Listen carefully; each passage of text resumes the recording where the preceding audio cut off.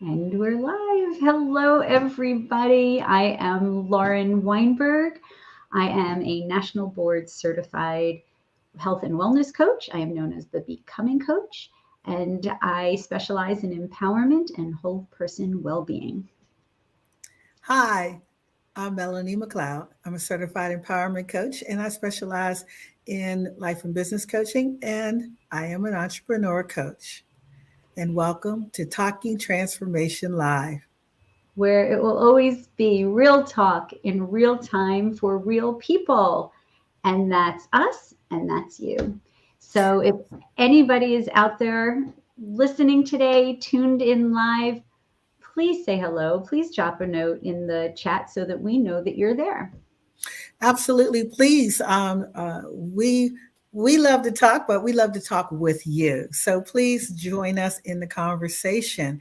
So today we're going to talk about meditation, and I love this topic because it's a topic that took a long time for me to actually be able to connect to, and for a long time I didn't want to admit that well, if we meditate, I'm just going to be sleep because I only have two modes. I have go and sleep. So I had to learn over the years that I'm not the only one that has experienced that. And so today we're going to get to talk about hopefully your experiences as well as our experiences. Yeah, so my relationship with meditation goes back a long way. My mother, who was into everything, new and groovy in the 70s, and she's going to be listening to this. She'll probably laugh at that.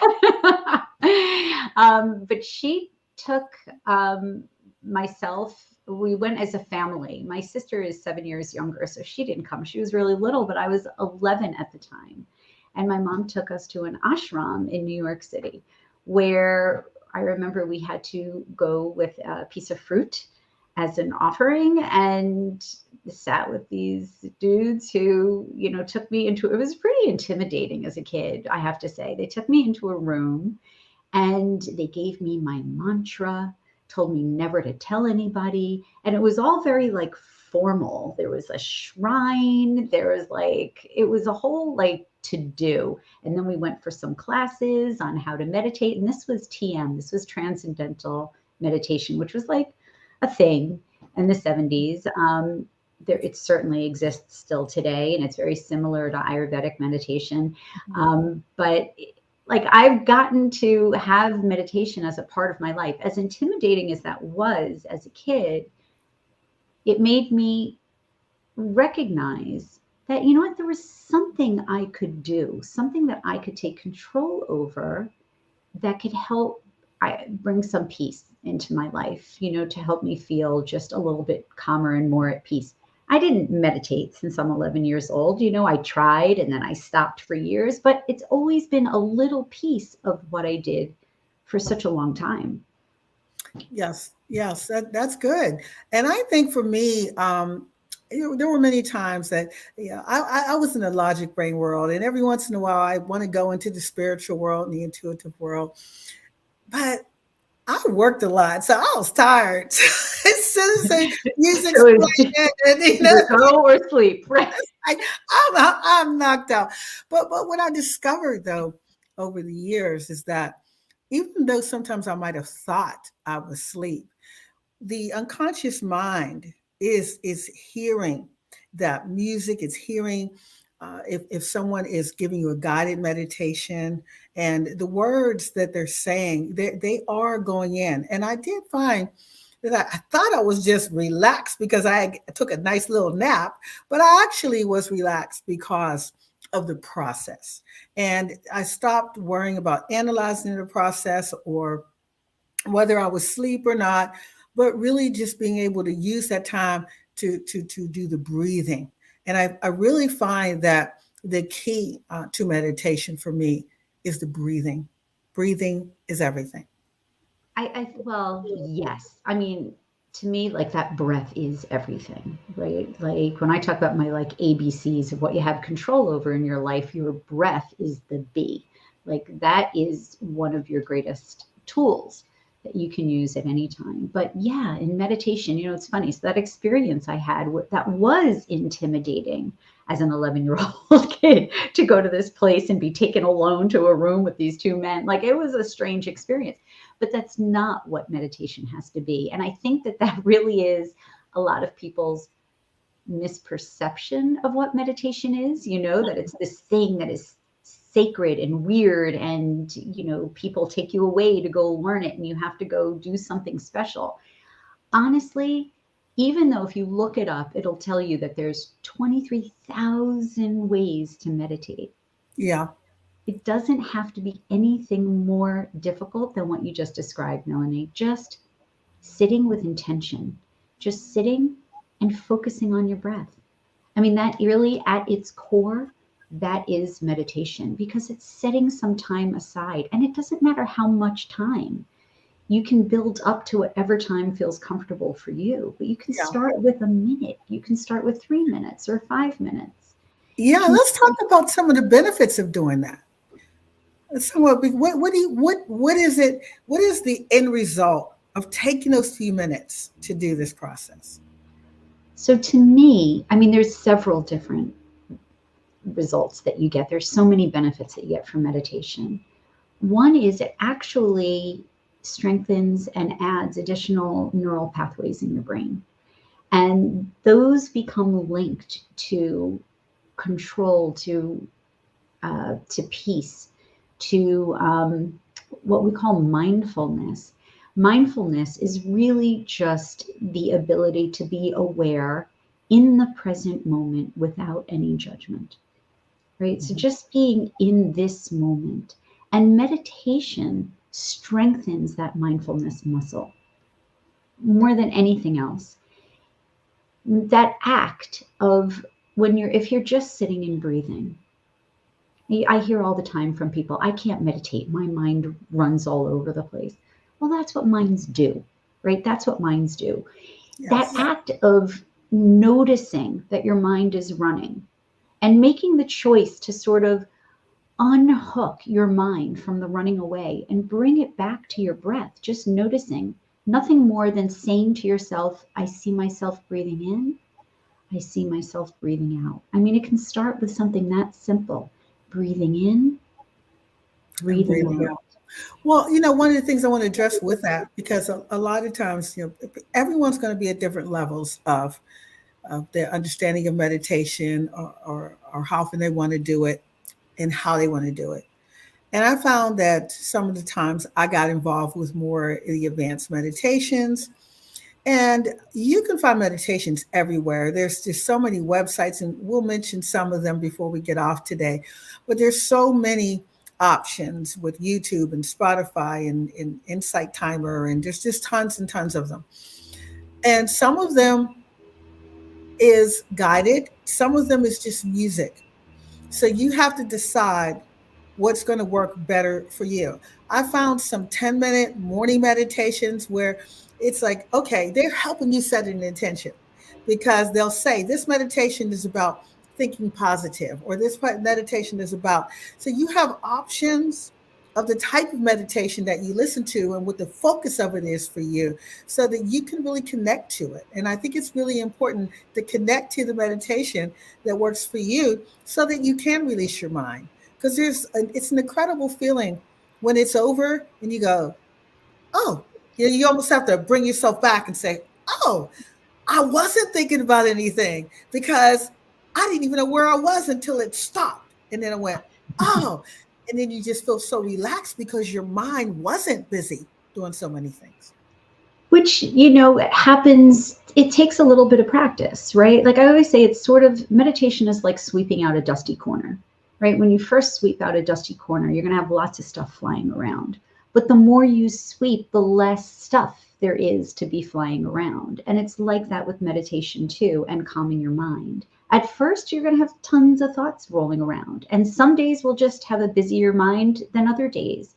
But the more you do it, you're like conditioning your brain to go into this space. And it is easier, and it gets easier and easier to quiet your mind as you practice. And whether it's just noticing your breath, whether it's using a guided meditation or music.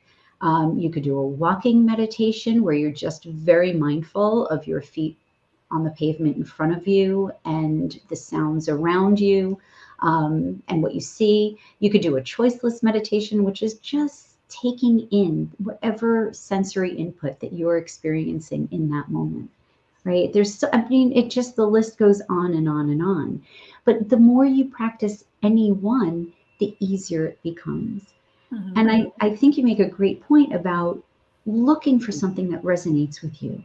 Just like exercise or any other habit that you want to create, finding something that you enjoy is key.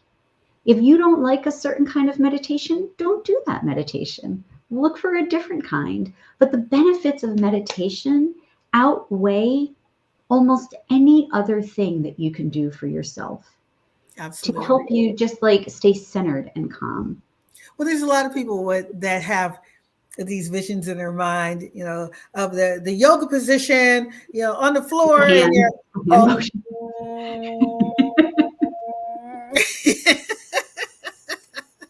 well, that is a way of doing it. There are people that do that, but that's not the only way to do meditation.